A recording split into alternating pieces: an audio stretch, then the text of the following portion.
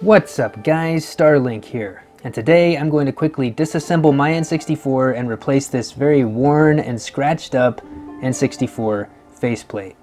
Now quite honestly, my N64 right here has held up quite well over the years. I mean, I picked it up way back in the summer of 2000, used at Funkoland. And you see that scuff mark right there? It looks like a crayon drawing. That was there when I got this, ever since then.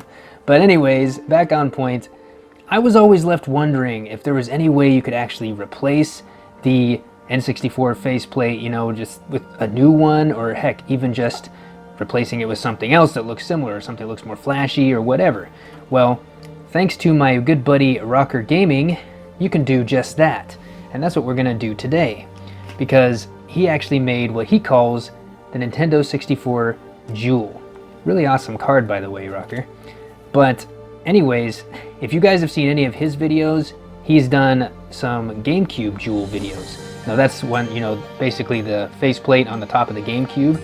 He's done a lot of those, but he also does the N64 ones, which is really cool. So over the holidays, I was browsing his Etsy store, and I figured, you know, why not I purchase one of these for like 20 bucks, you know, to help support his channel and help support his store on Etsy.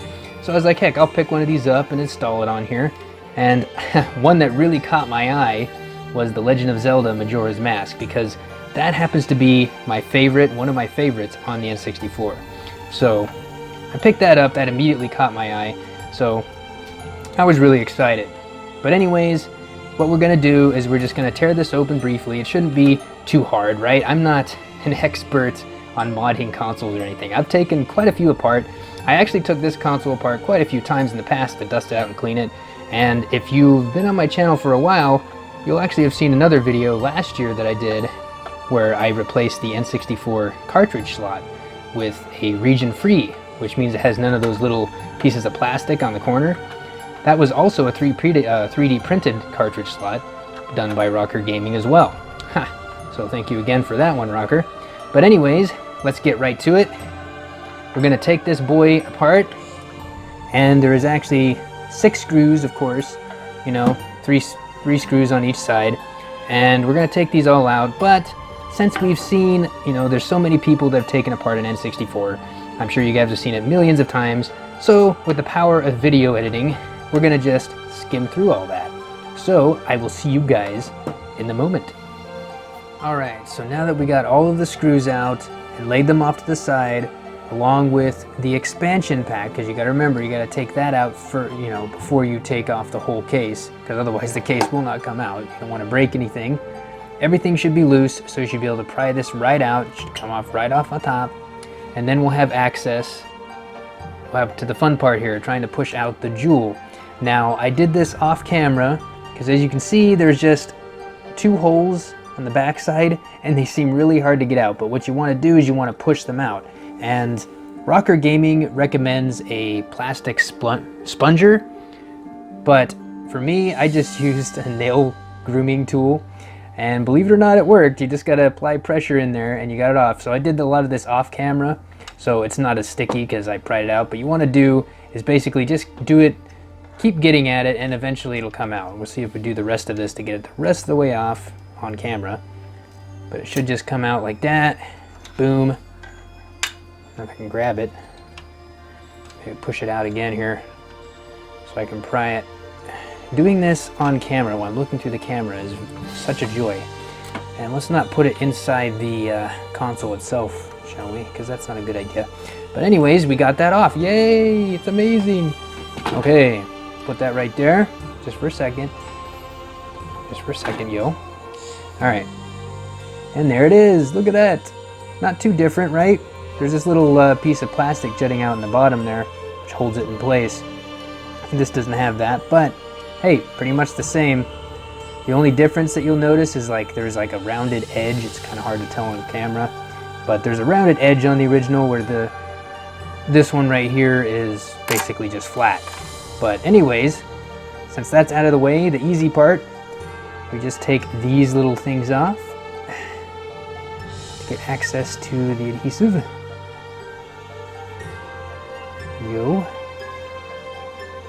I can get them off here effectively while I'm looking through the camera. Alright.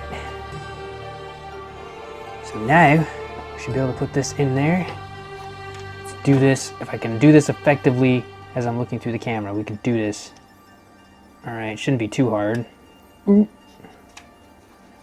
Alright. Just kind of make sure it sticks in there. Hopefully it's sticking in there. And we're done. Doesn't that look nice? Now my N64 looks evil.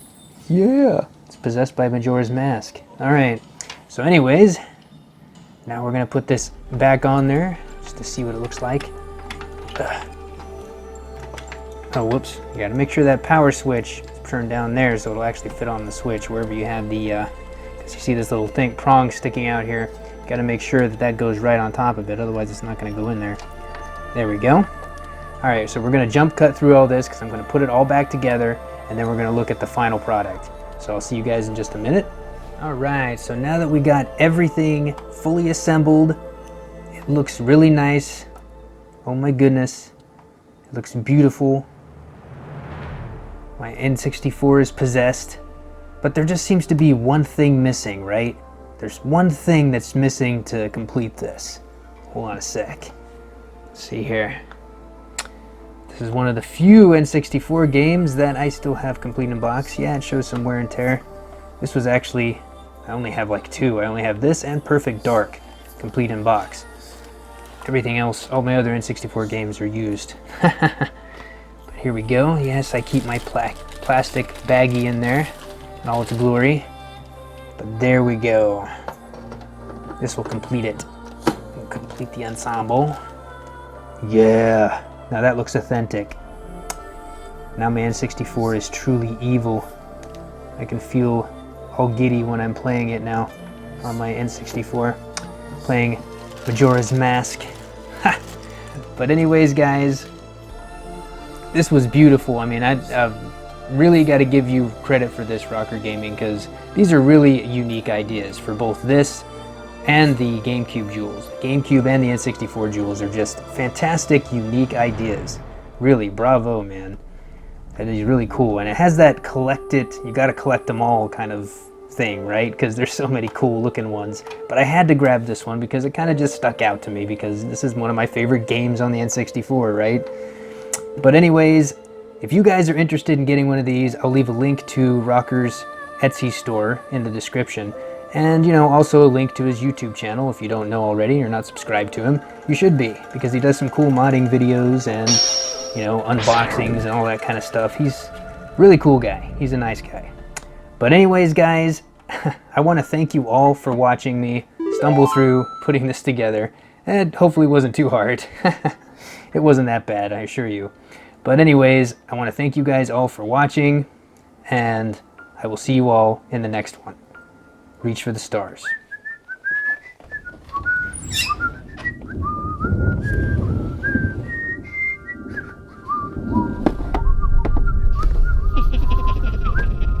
What the hell was that?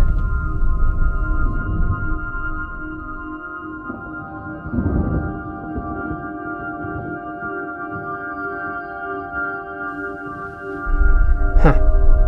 Must have imagined